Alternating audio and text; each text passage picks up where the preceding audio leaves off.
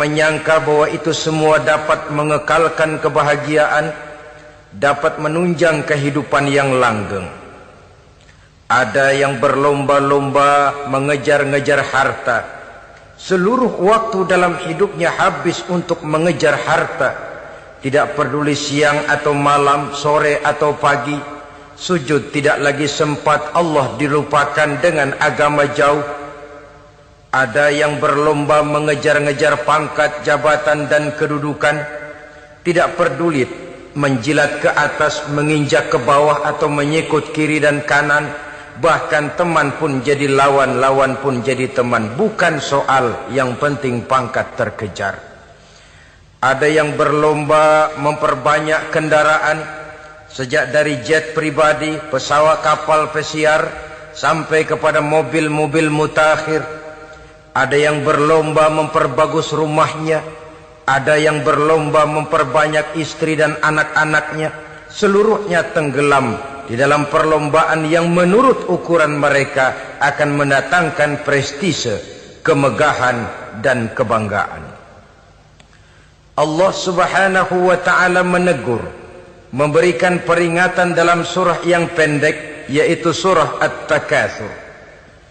Alhaakumut takatsur hatta zurtumul maqabir, kalla sawfa ta'lamun. Alhaakum ay syagalakum an ta'ati rabbikum.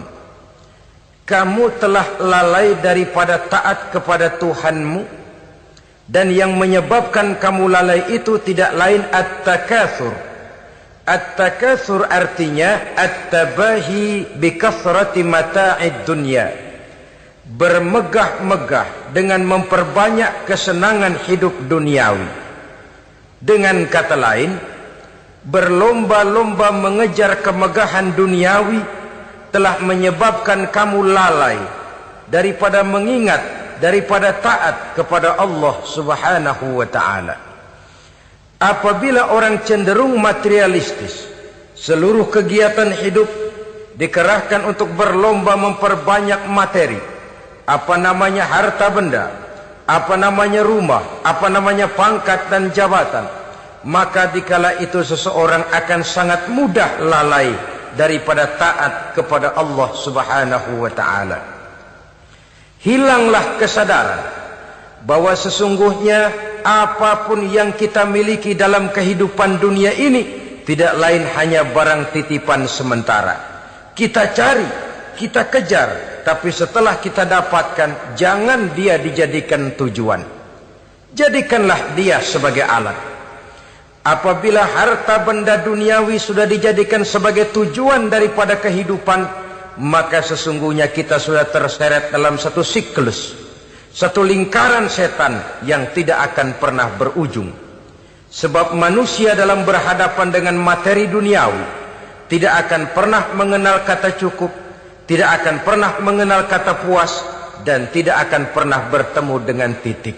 Selalu koma, selalu kurang, selalu. Saudara kaum muslimin rahimakumullah.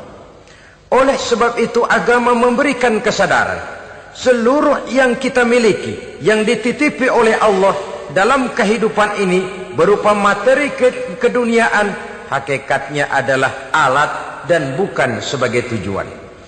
Apabila alat sudah kita jadikan tujuan, kita akan terjebak ke dalam satu perlombaan yang justru akan mencelakakan kita sendiri. Inilah yang saya maksud dengan sirkuit celaka. Perlombaan yang hanya membuat kita jerih, payah, keringat bercucuran, tenaga terkuras, tapi tidak akan pernah sampai ke garis finish. Karena memang tidak ada garis finishnya. Betapapun jauhnya satu perlombaan, dia mesti punya garis finish. Tapi kalau sudah at-takatsur, berlomba bermegah-megah diri, maka barangkali tidak akan pernah ada garis finishnya. Kita akan terseret dalam lingkaran setan berputar di seputar itu tanpa tahu kapan berhenti dan di mana titiknya. Agamalah yang memberikan kesadaran. Alhaakumut takatsur. Bermegah-megahan telah membuat kamu lalai daripada taat kepada Allah Tuhanmu. Semua sadar bahwa kita diciptakan tidak lain adalah untuk mengabdi kepada Allah.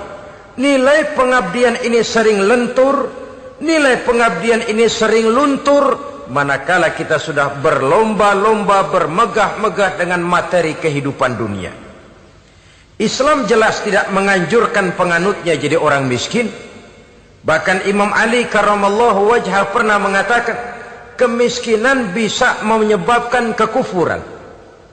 Ayat yang pertama turun juga kita tahu, Iqra, baca olehmu. Kan seolah-olah Quran cuma tidak langsung saja bilang, hai orang Islam, kamu jangan jadi bodoh. Kebodohan menimbulkan kemiskinan, kemiskinan mendekatkan kita kepada kekufuran. Jadi miskin sama kufur tetangga. Artinya dalam kondisi miskin, kemudi hati itu mudah terombang-ambing. Oleh sebab itu sering kemiskinan umat Islam ini dimanfaatkan oleh orang-orang lain untuk menyebarkan agamanya. Padahal agama adalah soal keyakinan yang tidak mungkin ditunjang dengan supermi, ditunjang dengan beras, pakaian, obat-obatan, beasiswa. Agama adalah soal keyakinan. Keyakinan adalah soal kebenaran, dan kebenaran itu adalah milik bersama. Tujuan diciptakannya manusia tidak lain adalah untuk melaksanakan ibadah. Kalau orang tenggelam dalam perlombaan memperbanyak harta, mempertinggi kedudukan, memperindah segala macam yang sifatnya duniawi, biasanya itu akan membuat dia lalai dari taatnya kepada Allah Azza wa Jalla. Kadang bukan hanya lalai daripada taat, juga sering terjebak kepada maksiat. Karena kalau pola pandang dan tolok ukur sudah benda duniawi semata-mata, sangat tidak mustahil orang lalu terjebak ke dalam prinsip menghalalkan segala cara. Asal sudah tujuan tercapai, cara apapun halal. Akhirat nomor 18. Nah, bukankah memang barangkali kita sejak kecil sudah dilatih untuk materialistis? Umpamanya kita hanya sering dilatih untuk takut kepada yang konkret-konkret saja, takut kepada yang nyata-nyata saja. Seorang ibu kalau menakuti anaknya, aduh nak, kenapa ini kau kerjakan? Kalau bapakmu tahu, waduh, habis kamu. Ya, kita lihat, kalau bapakmu tahu, kalau polisi tahu, kalau hansip tahu, kalau satpam tahu. Tapi jarang seorang ibu menanamkan kepada anak, nak, kenapa ini yang kau lakukan, nak? Bukankah kau tahu Allah lihat, Allah tahu, Allah dengar, Allah, nak? Diajarkan takut kepada yang gaib. Karena kalau takut dia kepada polisi, dia pasti bisa cari tempat lain dong yang polisi kagak lihat. Kalau takut dia kepada satpam, minggir dong ke tempat yang kira-kira satpam nggak lihat. Tapi kalau sudah takut itu terpulang kepada Allah, kepada yang gaib, tidak sejengkal tanah pun yang terhalang dari pengetahuan Allah. Tapi itulah salahnya kita. Sejak kecil anak-anak sudah kita latih untuk takut hanya kepada yang konkret-konkret saja. Akibatnya sampai dia besar melembaga dalam kehidupannya. Dia nyolong, kata temannya, kamu nyolong ya? Iya. Kok nyolong sih? Emang? Kenapa nyolong? Biarin.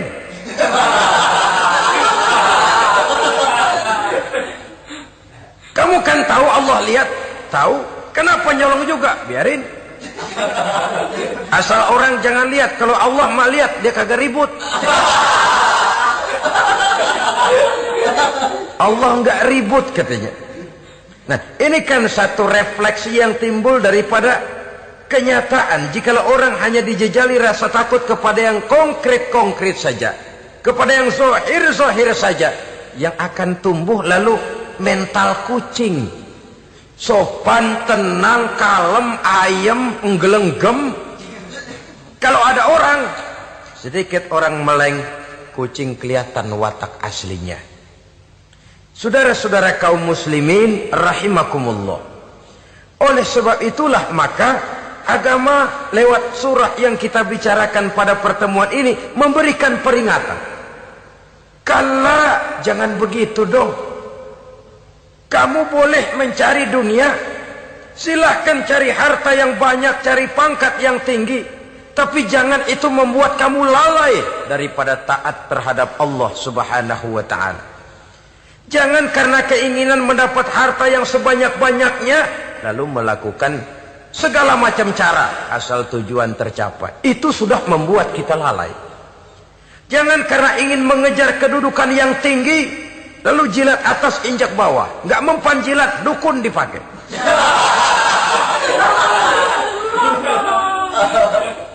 Itu kan sudah membuat kita lalai. Nanti kalau berhasil, wah dukun kita paten. Tapi kalau gagal, dukun sialan, kagak mantu.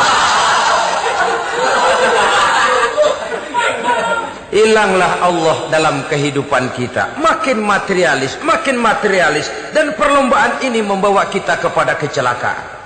Kala, sekali-kali jangan begitu. Nyatanya kan ada orang nyari duit, setelah duitnya banyak dibudakin oleh duit. Dia sendiri tidak bisa merasakan kesenangan daripada duitnya, konon lagi orang lain. Mau ke pasar ngitung 16 kali. Naik bajai 1000. 1000 itu kalau ratusan semua 1000 lembar. Hitung-hitung, mendingan jalan kaki. Jalan kaki, tengah hari bolong, panas, kan dibudakkan oleh uang. Cari karier, kejar pangkat, kejar kedudukan. Setelah ditemukan itu, jadikan dia sebagai alat, jangan dijadikan tujuan. Pangkat kau milikku, karena kau milikku kau harus jadi budakku, jangan aku yang jadi budak kau pangkat. Suatu saat dia harus lepas dari kita, jiwa ini lapang. Kenapa? Dahulu pun ketika lahir ke dunia tidak ada pangkat yang kita sandang. Dahulu pun ketika lahir ke dunia tidak ada harta yang kita bawa. Jadi harta itu, pangkat itu, kedudukan itu ada dalam hati, tapi tidak berurat dan berakar. Kalau dia berurat dan berakar dalam hati, berat misah sama harta itu. Berat. Sekedar ngasih fakir miskin cepet juga berhitungnya 17 lembar.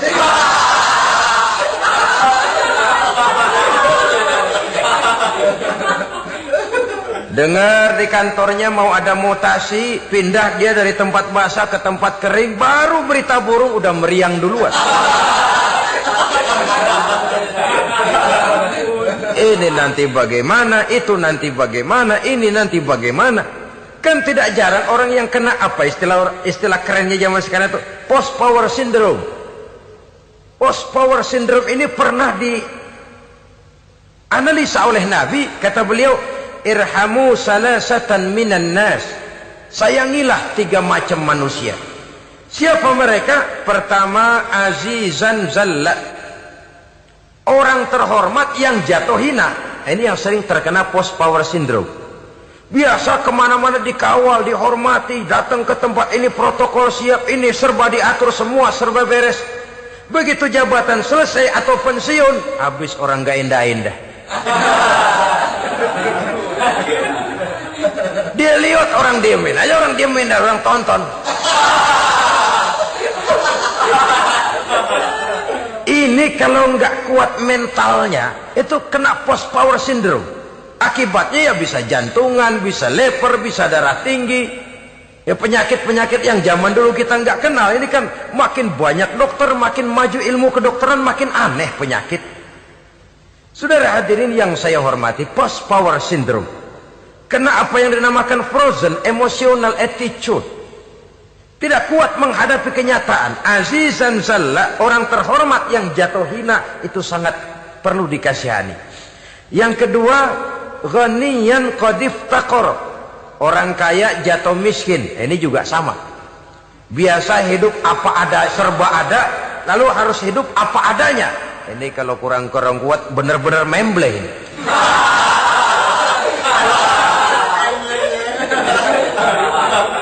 Kalau tidak kuat mentalnya, biasa hidup serba enak, serba nikmat, cuma kerjanya neken cek, main apa itu kredit card, macam-macam fasilitas dipunyai, tahu-tahu jatuh bangkrut, jatuh miskin. Kalau tidak fondasi agamanya kuat, bisa gantung diri, bisa bunuh diri, bisa frustasi, bisa terkena psikosomatik, tekanan jiwa mempengaruhi faktor biologis, timbullah tekanan, terjadilah penyakit aneh-aneh.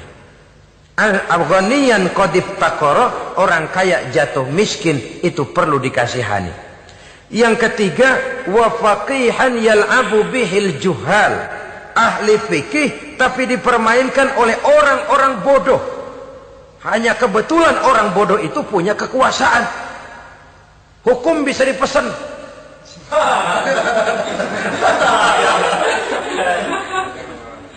Aturannya haram, Ustaz, ada haram dikit aja dah.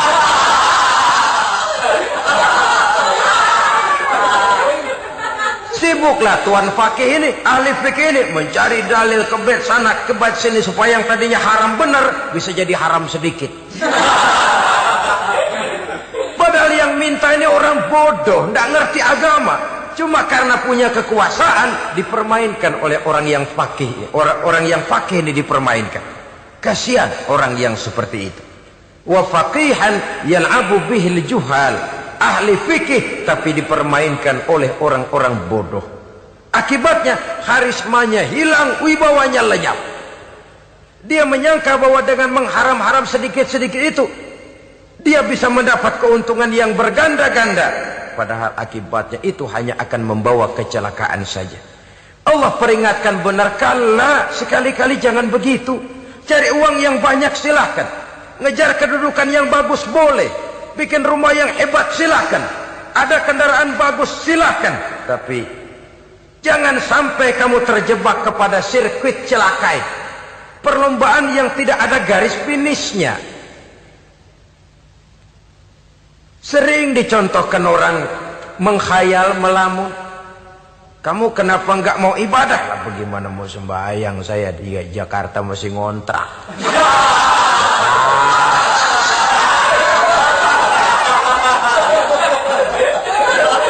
Bingung, tiap akhir tahun kontrakan habis. Kalau punya rumah sendiri walaupun kecil-kecilan, tenanglah saya ibadah.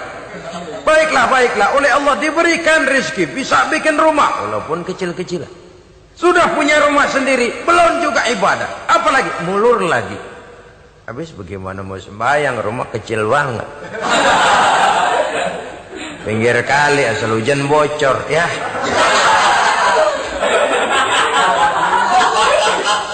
Kalau bisa punya rumah permanen, rajin dah ibadah dah. Iyalah, diberikan rezeki, bisa bikin rumah besar, kamarnya banyak, halamannya luas, kendaraan belum ada, perabotan belum lengkap. Sudah ada kendaraan, belum kayak orang-orang. Sudah kayak orang-orang, masih sama dong, kudu di atas. Kapanlah selesainya? Kala, sekali-kali jangan begitu. Jangan kamu mengumpulkan harta bermegah-megah membuat kamu lalai dari taat kepada Tuhanmu. Engkau tinggalkan rukuk dan sujud, engkau jauh dari masjid, engkau kering dari kehidupan beragama. Sebab itulah maka pembangunan fisik material tidak bisa dipisahkan dengan pembangunan mental spiritual. Tidak hanya cuma dalam teori, tapi juga harus dalam praktek. Selalu pembangunan yang hanya mengarah kepada fisik material, jauh dan kering dari agama, hanya akan melahirkan manusia-manusia materialistis yang terjebak di dalam sirkuit celaka, perlombaan yang tidak pernah mengenal garis finish. Sebab itu agama mengajarkan, orang kaya itu siapa sih? Yang banyak duit? Belum tentu. Yang kebunnya di mana-mana ngebelata? Belum tentu. Yang pabriknya selebar-lebar? Belum tentu. Yang punya segala macam peternakan, dari peternakan gajah sampai peternakan kutu?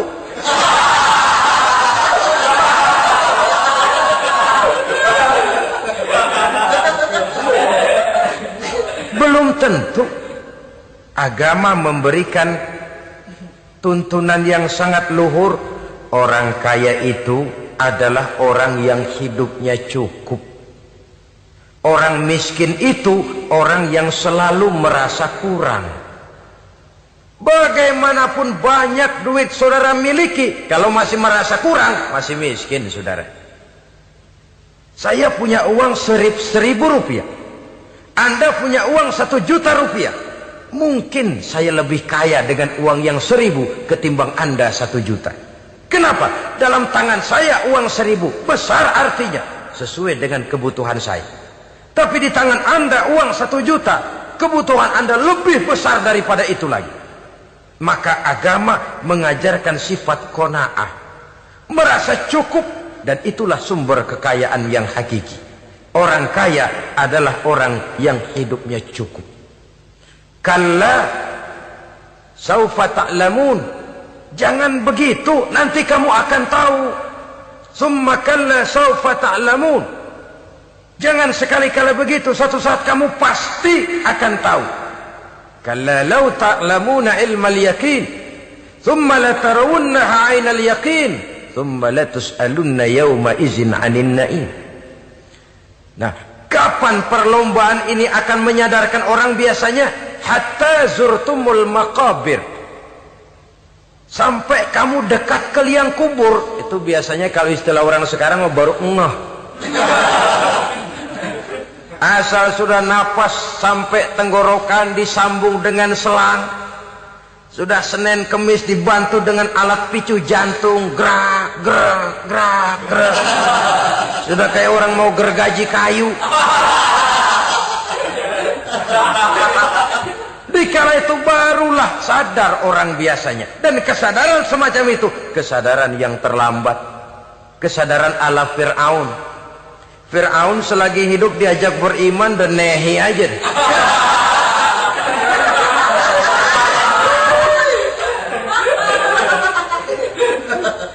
Tapi ketika dia tenggelam di lautan merah bersama seluruh tentaranya, dikala napas hampir terputus, keluar ucapannya, amantu bi Rabbi Musa wa Harun.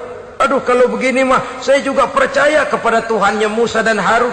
Saya beriman kepada Allah. Lagi timbul tenggelam mau sekarat baru beriman.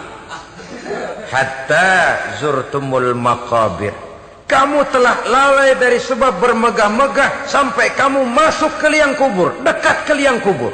Kalimat zurtum di sini menjelaskan bahwa kubur itu tidak selamanya.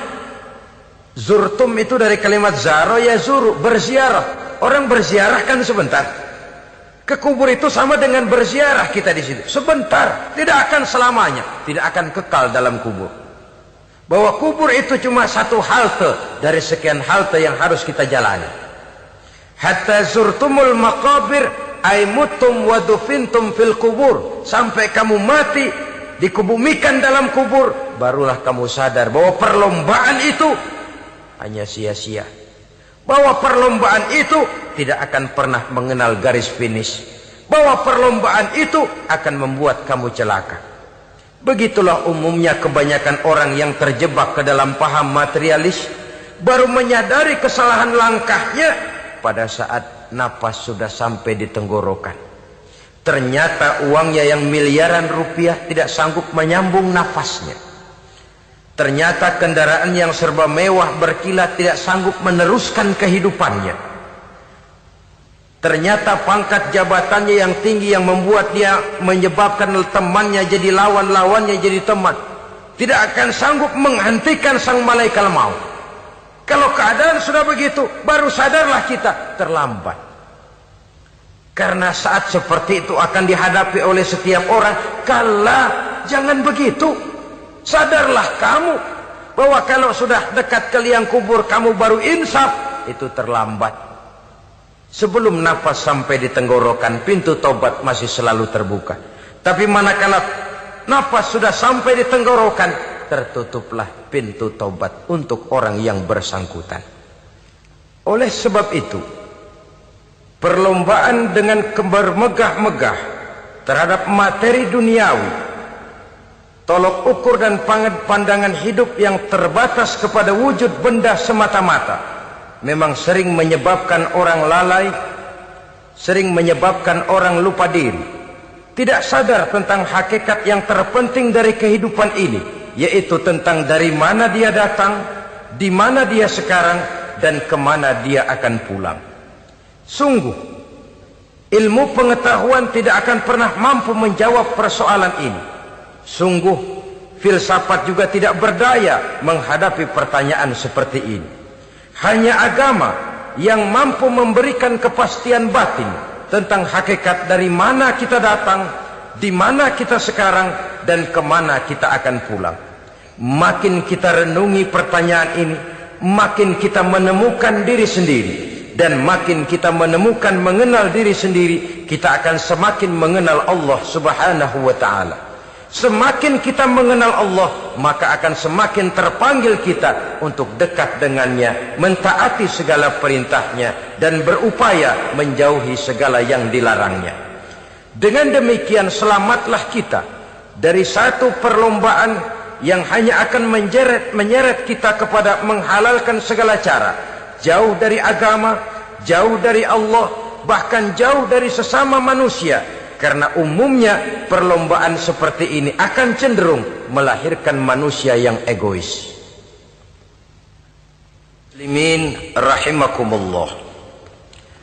Lebih jauh, mari kita mengikuti peringatan Allah dalam surah Al-Munafiqun ayat 9. Di sini Allah Subhanahu wa ta'ala mengingatkan, A'udzu billahi minasy syaithanir rajim. Ya ayyuhalladzina amanu la tulhikum amwalukum wala auladukum an dzikrillah wa may yaf'al dzalika fa ulaika humul khasirun. Hai orang-orang yang beriman, jangan sampai hartamu dan anak-anakmu melalaikan kamu daripada mengingat Allah. Wa may yaf'al dzalik, barang siapa yang melakukan hal seperti itu, fa ulaika humul khasirun, maka merekalah sesungguhnya orang-orang yang merugi. Rugi dunia, rugi akhirat. Disebutkan di sini dua hal yang sering menyebabkan kita jadi lalai. Amwal dan aulad. Harta dan anak-anak. Materi dan keluarga. Perlombaan di dalam mengumpulkan materi sering menyebabkan kita menjadi lalai. Begitu juga amanah berupa anak ini sering kita lalaikan atau sering membuat juga kita menjadi lalai. Kita lalaikan dalam arti bahwa keduanya, baik harta baik anak, merupakan amanah dari Allah. Setiap orang tua akan dimintakan pertanggungan jawab. Apabila kita lalaikan amanah ini, maka resikonya akan kembali juga kepada kita. Tapi satu hal yang jelas dalam ayat 9 surah Al-Munafiqun ini, bahwa perlombaan memperbanyak harta dan anak-anak yang masuk dalam kelompok at-takatsur itu tadi akan menyebabkan orang khasiru, termasuk ke dalam kelompok orang-orang yang rugi. Perlombaan yang hanya akan membawa kerugian semata-mata.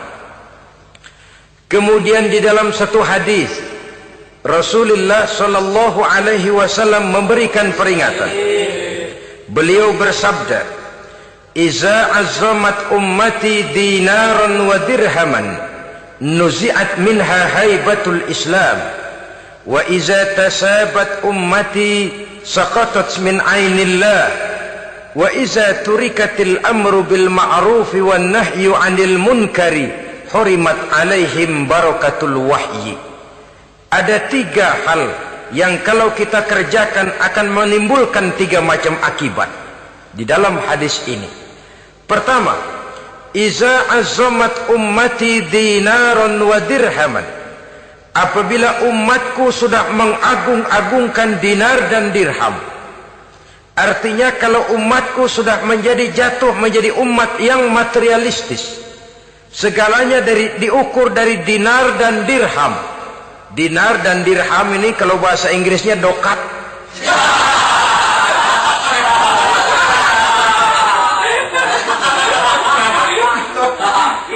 Segalanya diukur dari segi dinar dan dirham saja.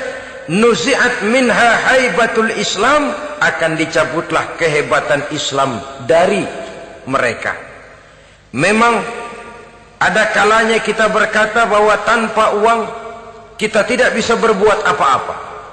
Tapi kalau itu dijadikan landasan dari segala sesuatu, itu yang dijadikan ukuran, itu yang dijadikan tujuan, kita hakikatnya sudah gagal sebelum melangkah.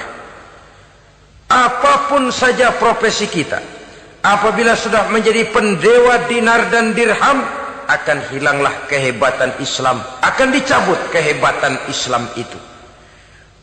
Umat Islam bisa dibeli, ulama bisa dikontrak, kiai bisa dicarter. Saudara hadirin ma'asyiral muslimin rahimakumullah, apabila umatku sudah membesar-besarkan dinar dan dirham, bermegah-megah dengan itu, berlomba-lomba memperbanyak itu yang menjadi tujuan dan tolok ukur dari segala kegiatan, nuzi'at minha haibatul Islam, akan dicabutlah kehebatan Islam. Hilang itu wibawa. Walaupun dia bernama umat mayoritas dalam jumlah, tetapi dia minoritas dalam peranan. Mayoritas dalam bilangan, tapi minoritas dalam percaturan kegiatan hidup ini. Kita ingat di zaman pengembangan Islam di masa Rasulullah sallallahu alaihi wasallam,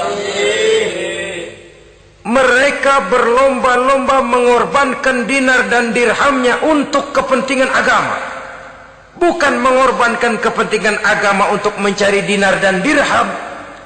Kita di zaman sekarang sering terjadi penjungkiran nilai, terbalik yang kita amalkan. Nabi Ibrahim mengorbankan putranya Ismail untuk kepentingan agama. Kita sering sekarang ini mengorbankan kepentingan agama untuk anak-anak kita. Dulu anaknya yang dikorbankan buat agama, sekarang agamanya dikorbankan buat anak. Dulu dinar dan dirham dibelanjakan untuk menopang agama, sekarang agama dijadikan alat untuk mencari dinar dan dirham. Saudara-saudara kaum muslimin rahimakumullah, memang apabila dinar dan dirham digunakan untuk penyangga perjuangan, itulah idealnya. Saya katakan tadi, dinar, dirham, uang, dunia cuma sekedar alat, bukan sekedar tujuan.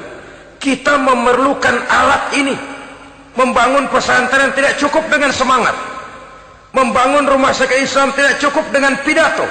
Membangun masjid tidak cukup dengan semangat menggebu-gebu. Kita perlu semen, kita perlu pasir, kita perlu batu kali, kita perlu besi, dan itu semua beli. Tidak turun dari langit seperti turunnya embun di waktu pagi. Tidak mungkin rumah sakit Islam muncul ke permukaan hanya dengan simsalabim abracadabra.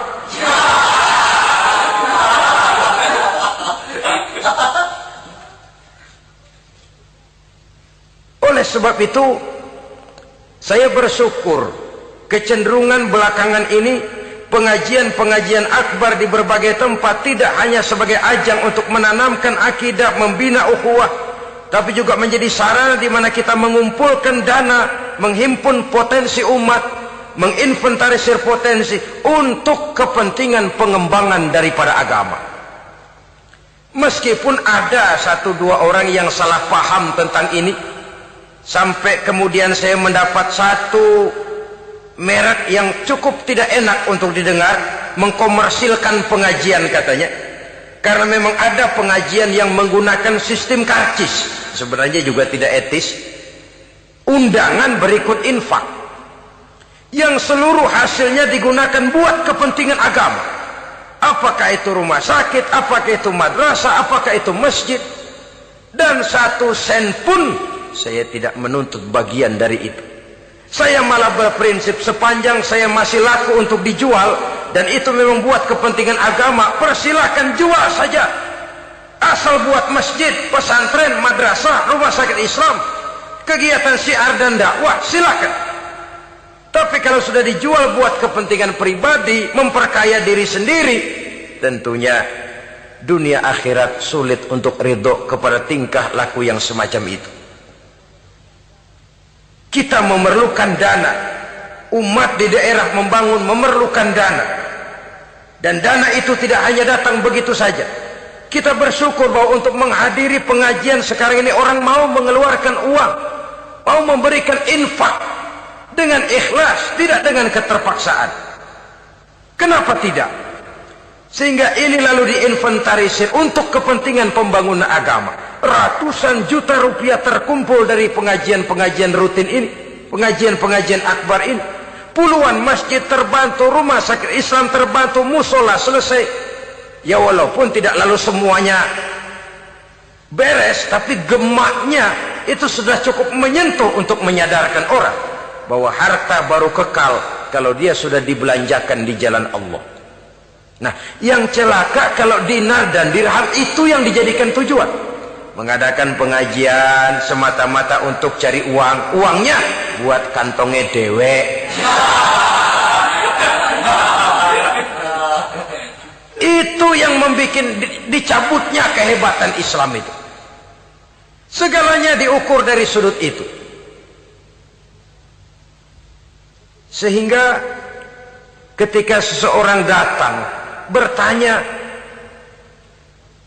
tentang hal-hal yang berkaitan dengan ini, maka hal semacam ini sesungguhnya satu nikmat yang perlu kita syukuri sepanjang menginventarisir potensi umat benar-benar digunakan buat kepentingan daripada agama kita. Jadi peringatan tegas dari Nabi ini, iza azumat ummati dinaron wa dirhaman nuzi'at minha haibatul Islam. Apabila umatku sudah mengagung-agungkan dinar dan dirham, maka akan dicabutlah kehebatan Islam dari tengah-tengah mereka. Remeh saja orang memandang kita, enteng saja orang memandang kita. Satu. Yang kedua, patuhlah mereka dalam pandangan Allah. Kalau sesama umat ini sudah saling menjelekkan, apakah yang menjelekkan itu lebih bagus dari yang dijelekkan di hadapan Allah? Dua-duanya sama rendahnya. Pribadi saya mungkin puas kalau saya bisa menghantam saudara di depan umum, menjelek-jelekkan nama saudara. Tapi lebih baikkah saya dalam pandangan Allah? Sama rendahnya dengan orang yang saya jelekkan. Itu pun kalau yang dijelekan benar-benar jelek. Kalau cuma sekedar fitnah, wah lebih celaka lagi nasib si orang itu tadi. Ini artinya menyadarkan kita bahwa umat ini sudah diikat dengan akidah. Beraneka ragam kita, tapi harus ada kebersamaan. Berbeda kita, tapi harus satu. Sebagai satu ummatan wahidah, satu umat yang satu. Oleh sebab itu, persamaannya lah yang harus kita angkat ke permukaan, bukan perbedaannya yang kita perbesar. Sudah datang waktunya umat Islam bangun dari tidurnya, jangan lagi dibuai oleh irama mayoritas. Sudah lewat masanya kita bertengkar karena persoalan-persoalan kecil yang tidak prinsip. Sudah datang waktunya umat Islam bersatu, menyusun saf yang lebih lurus oleh karena ia dihadapkan kepada tantangan-tantangan yang tidak semakin ringan. Kalau kita bertengkar dengan kita, kalau kita saling mencaci sesama kita, bukankah Yahudi tepuk tangan? Bukankah Nasrani menari-nari? Bukankah pihak ketiga akan menangguk di air keruh? Dan kerugian akan terpulang kepada kita semua. Tapi inilah realita. Bahwa yang kita hadapi ini sesungguhnya musuh kita di luar kita, bukan di dalam kita. Apakah itu kemiskinan, kebodohan, maksiat, munkarat, ketidakadilan, kezaliman, kesewenang-wenangan, dan lain sebagainya. Yang musuh jadikan musuh, yang teman mari kita rangkul. Jangan terbalik, teman dimusuhi, musuh malah dirangkul. Maka berpesta poralah musuh-musuh Islam ini. Saudara-saudara kaum muslimin rahimakumullah, Nabi memperingatkan dengan tegas, wa iza tasabat ummati saqatat min ainillah. Jikalau umatku sudah saling mencaci maki, sudah saling berbantah-bantahan, jatuhlah mereka dalam pandangan Allah. Satu ayat menjelaskan jangan sebagian kamu meremehkan, yaskhar, mengecilkan, menganggap enteng orang lain. Boleh jadi yang dihina, diremehkan, dianggap enteng itu nilainya lebih bagus daripada yang menganggap enteng. Hakikat segala sesuatu itu cuma kembali kepada Allah. Di sanalah penilaian finalnya. Manusia hanya melihat yang zahir. Makin banyak harapan hidup ini kita gantungkan kepada manusia, makin banyak kita harus bersiap untuk kecewa. Saudara-saudara kaum muslimin rahimakumullah. Kemudian yang ketiga peringatan dari baginda Nabi, wa iza turikatil amru bil ma'rufi wan nahyu 'anil munkari hurimat 'alaihim barakatul wahyi. Apabila amar ma'ruf dan nahi munkar telah ditinggalkan, maka akan hilanglah keberkahan wahyu, akan hilanglah keberkahan Quran, akan sirnalah keberkahan agama. Amar ma'ruf dan nahi munkar ditinggalkan, artinya di tengah masyarakat sudah tidak ada lagi yang menyerukan ini baik, ini tidak baik, ini halal, itu haram. Mari kita sholat, mari makmurkan taklim, santuni yatim piatu, makmurkan masjid. Seruan ke arah itu tidak lagi terdengar. Sementara tinggalkan judi, tinggalkan minuman keras, jauhi zina, seruan semacam itu pun tidak lagi terdengar. Maka hilanglah keberkahan wahyu itu. Karena amar ma'ruf dan nahi munkar merupakan bagian daripada ajaran agama kita. Menjadi sponsor dari segala macam kebajikan dan menjadi penghalang daripada segala macam kemunkaran sesuai dengan batas kemampuan yang kita miliki masing-masing. Nah, saya kembali kepada persoalan pokok di awal pembicaraan tadi. Bagaimana jalan keluarnya? Jalan keluarnya tidak lain adalah upaya. Bagaimana kegiatan yang sifatnya fisik material ini diimbangi dengan kegiatan yang bersifat mental spiritual.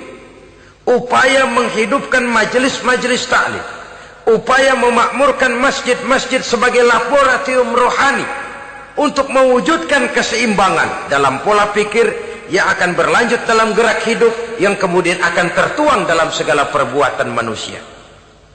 Apabila sudah terwujud kepincangan dalam pola pikir, akan pincanglah caranya bertindak dan berbuat, akan pincanglah pandangan hidupnya, akan pincanglah orientasinya di dalam kehidupan ini.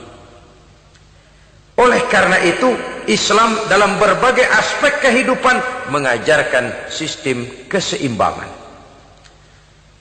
Mencari harta boleh, tapi tidak boleh keluar dalam kerangka fastabiqul khairat. Berlomba-lomba silahkan, tapi untuk kebaikan, bukan untuk bermegah-megah, bukan untuk menumbuhkan gengsi, bukan untuk meninggikan prestise dan harga diri, tapi fastabiqul khairat, berlomba-lomba di dalam mengejar kebajikan, di dalam menyebarkan kebaikan. Bukan sekedar berlomba-lomba, tapi tolong menolong, bantu membantu. Ta'awanu 'alal birri wat taqwa wala ta'awanu 'alal ismi wal udwan. Bertolong-tolonganlah kamu di dalam kebaikan dan takwa, jangan bertolong-tolongan di dalam perbuatan dosa dan permusuhan. Kerjasama di dalam kebaikan, kerjasama di dalam ketakwaan. Ada satu contoh yang menarik bahwa umat Islam di dalam ia menjalin kebersamaan itu harus seperti orang main sepak bola. Saudara lihat, orang main sepak bola, kalau pertandingan belum dimulai, silahkan kumpul di luar lapangan, atur strategi yang baik. Tapi kalau pertandingan sudah dimulai, turun ke lapangan hijau, jangan kumpul terus. Masa ada sepak bola gotong royong, groyok ke sana, groyok ke sini, ya kalah terus. Harus ada yang jadi penyerang tengah, kan begitu toh sepak bola. Harus ada yang jadi kiri luar, kanan dalam, striker, back, penjaga gawang. Yang penting kerjasama, teamwork, lalu mampu menciptakan operan-operan. Yang jadi back jangan ngiri sama yang jadi penyerang tengah. Jangan hasut, sebab bagaimanapun juga andai kata si penyerang tengah berhasil menjaringkan bola ke gawang lawan, kan kemenangan bukan kemenangan satu orang, kemenangan satu kesebelasan, kemenangan satu tim. Ini yang sering terjadi, back ngiri sama penjaga gawang. Lalu penjaga gawang ngiri sama penyerang tengah. Penyerang tengah ngiri sama kiri luar. Ya kapan mau menggolkan ke gawang lawan? Kita ini satu kesebelasan, posisi boleh berbeda. Umat Islam itu harus ada yang jadi camat, lurah, bupati, gubernur, menteri, jadi jenderal, jadi konglomerat, jadi pengusaha, jadi teknokrat. Yang penting kerjasama, teamwork, mampu menciptakan operan-operan yang akurat. Diego Armando Maradona, enggak pakai dia, enggak. Itu katanya maha bintang, gagah, hebat, bintang lapangan hijau. Kapan Maradona hebat? Kalau ditunjang oleh 10 temannya yang lain, merupakan satu kesebelasan. Bagaimanapun hebatnya Diego Armando Maradona, kalau dia sendirian lawan satu kesebelasan, remek.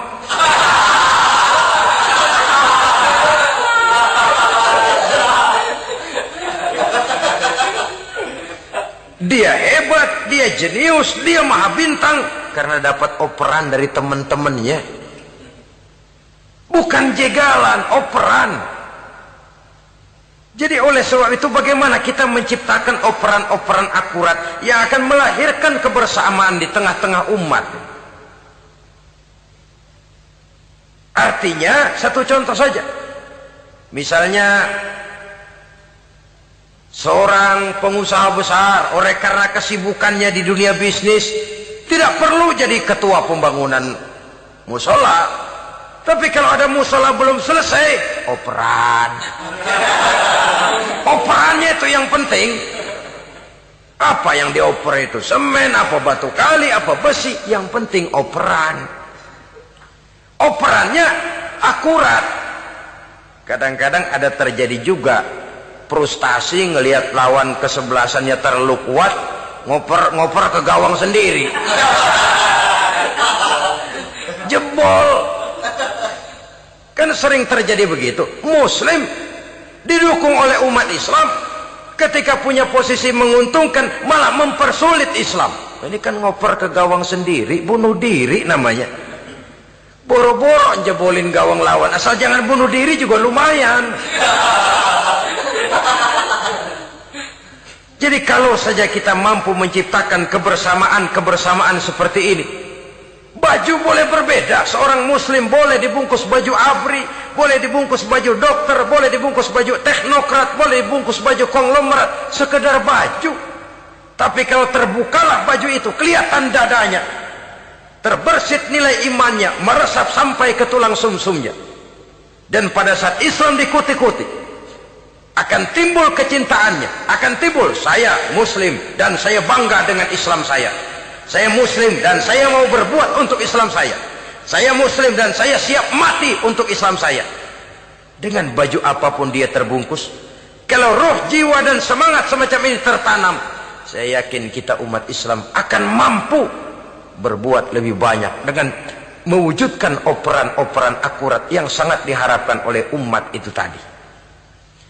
Oleh sebab itu, saudara-saudara kaum muslimin rahimakumullah, baju boleh berbeda, bendera boleh beraneka warna, tapi jikalau bernama muslim, persamaannya yang dicari, jangan perbedaannya yang diperbesar.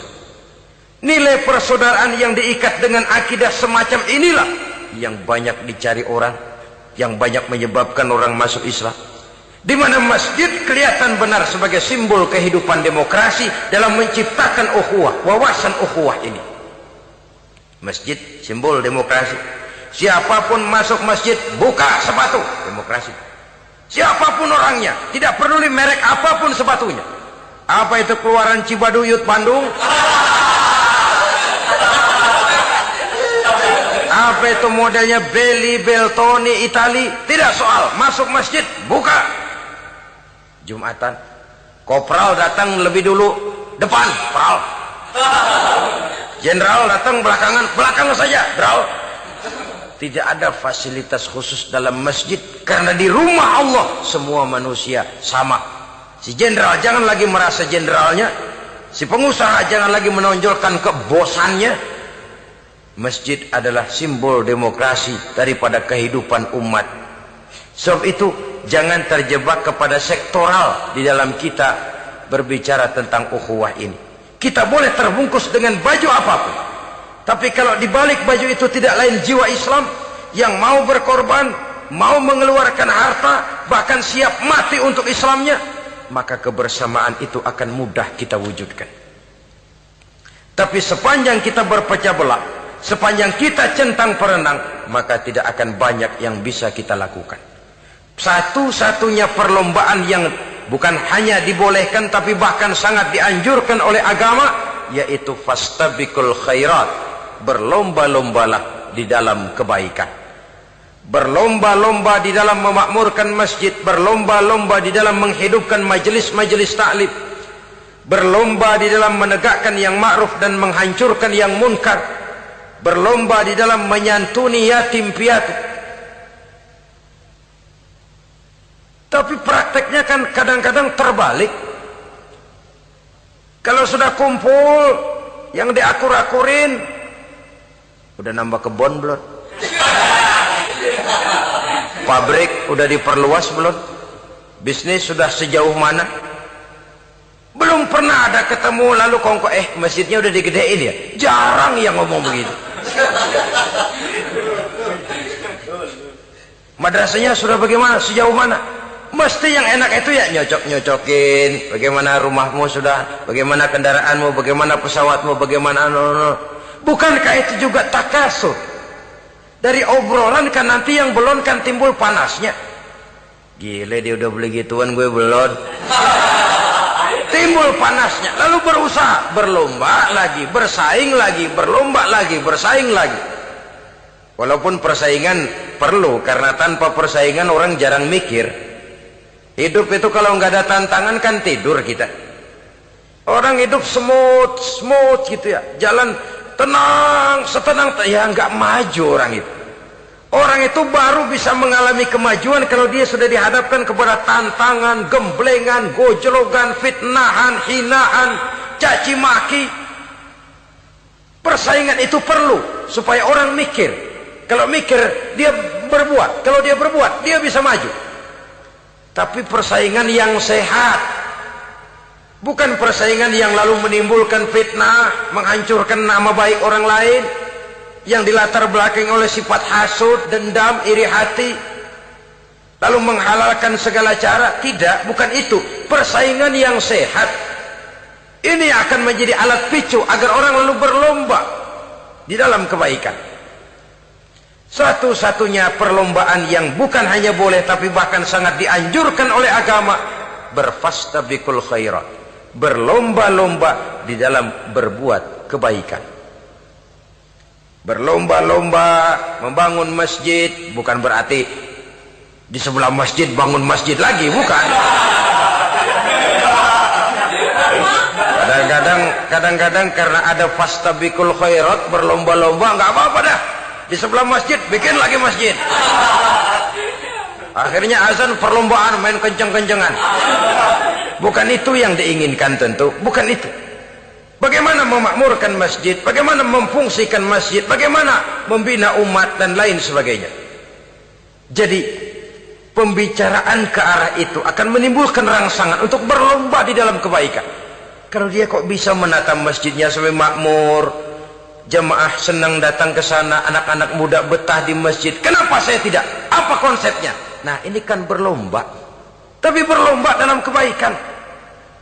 Kalau dia bisa menghimpun anak-anak muda lalu diarahkan kepada jalan yang positif, kenapa saya tidak bisa? Dia punya potensi yang saya juga punya. Berlomba di dalam kebaikan. Perlombaan semacam ini akan memberikan ketentraman karena jalan yang ditempuh jalan ibadah. Tapi kalau perlombaan materi, at-takasur tadi, yang timbul bukan ketentraman, panas. Karena panas, udah dekat, panas kan tetangganya hasud, dengki, iri hati, sakit, demam, orang lain maju, meriang. Lah kalau sudah begitu, hasud yang jadi bisikan hati, ya sudah, segala macam cara dilakukan untuk menjatuhkan orang lain. Dan itu sudah bukan lagi persaingan yang sehat. Saudara-saudara kaum muslimin rahimakumullah. Oleh sebab itu kita tutup pertemuan singkat kali ini dengan satu kesimpulan, bahwa harta adalah sekedar alat, bukan tujuan di dalam kehidupan. Tanpa harta barangkali orang sulit untuk bahagia, tapi harta semata-mata tidak merupakan jaminan bahwa orang lalu akan bahagia.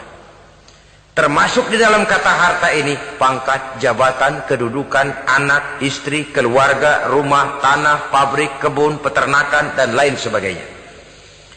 Perlombaan yang dianjurkan di dalam agama adalah perlombaan untuk berbuat kebaikan. Maka masalahnya sekarang, bagaimana kita memanfaatkan harta ini untuk sebanyak-banyak kebaikan yang bisa kita lakukan. Semoga kita mampu melakukannya dan kita tidak termasuk dalam orang-orang yang celaka yang lantaran bermegah-megah dengan kesenangan dunia saja. Terima kasih atas segala perhatian.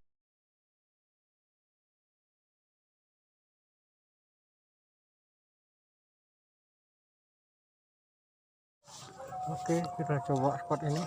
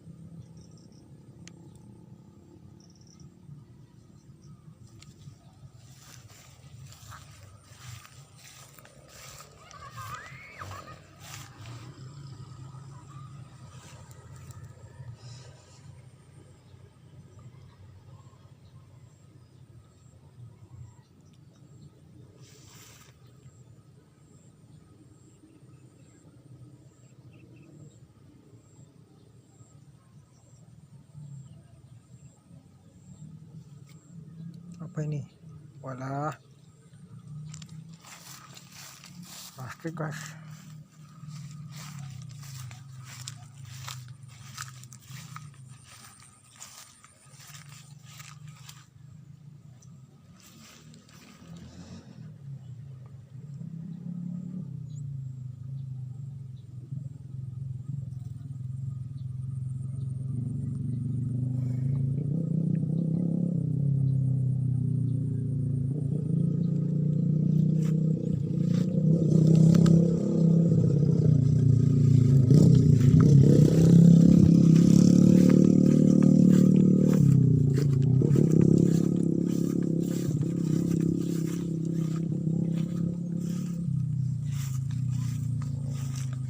Sini bagaimana apakah ada ikannya?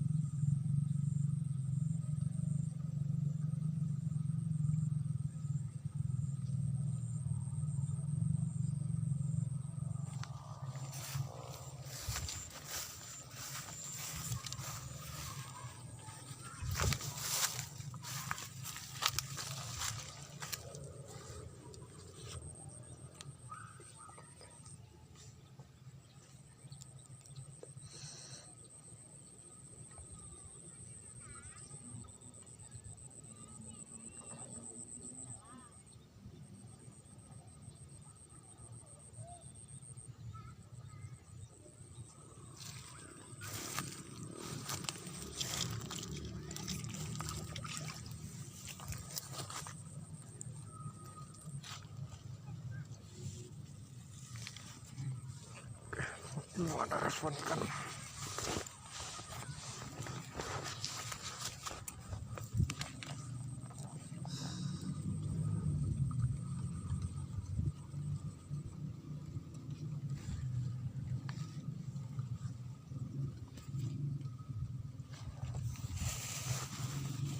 Makan.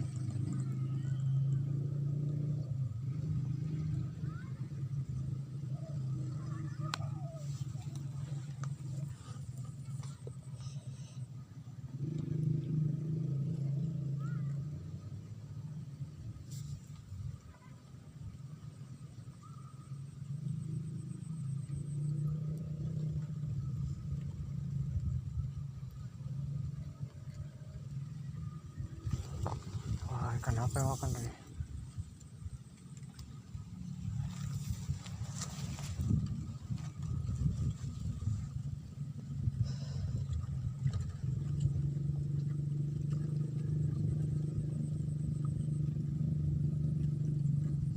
Dimakan guys.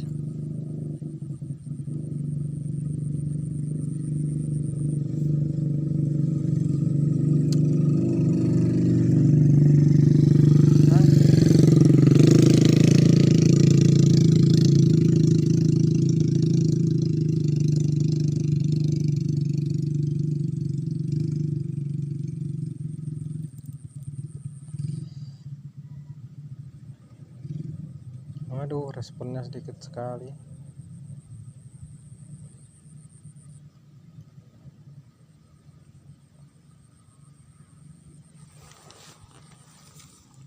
Benar ada yang makan.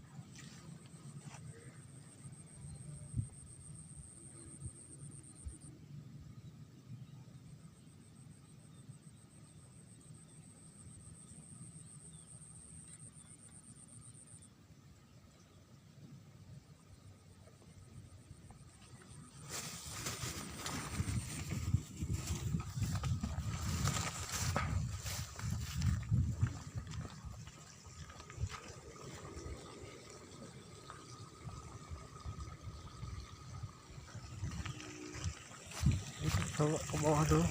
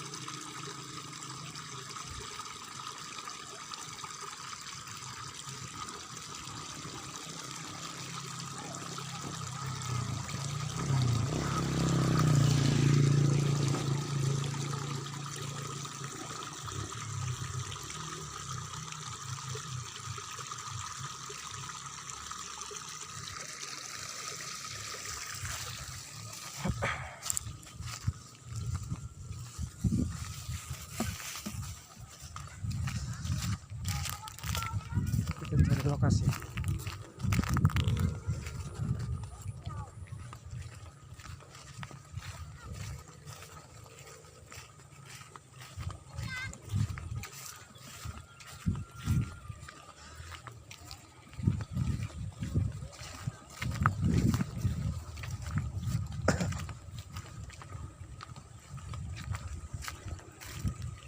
Ini ada airnya guys di bendung. Kita coba pancingin.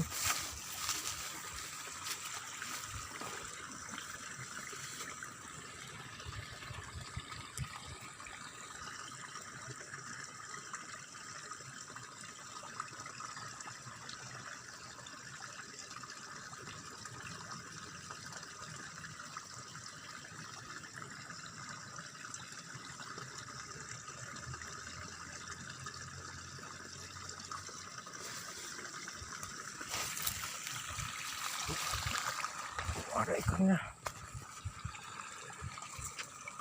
Ini bagaimana? Aduh.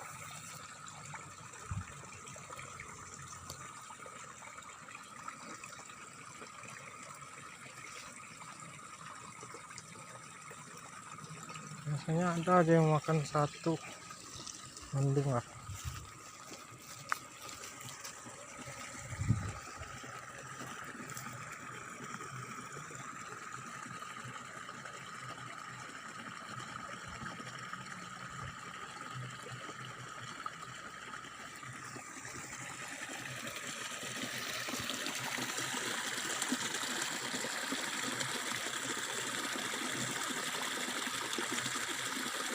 Ada yang makan guys, ada yang makan.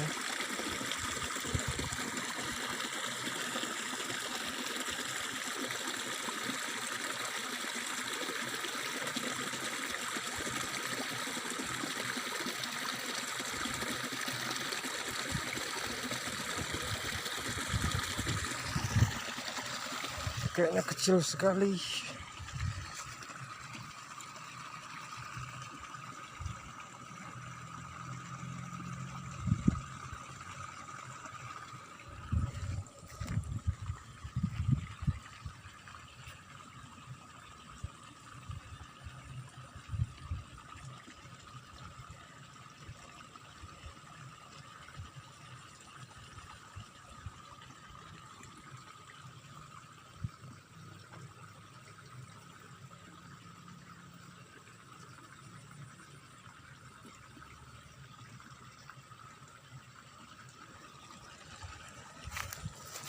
Oke, kita pindah lokasi lagi.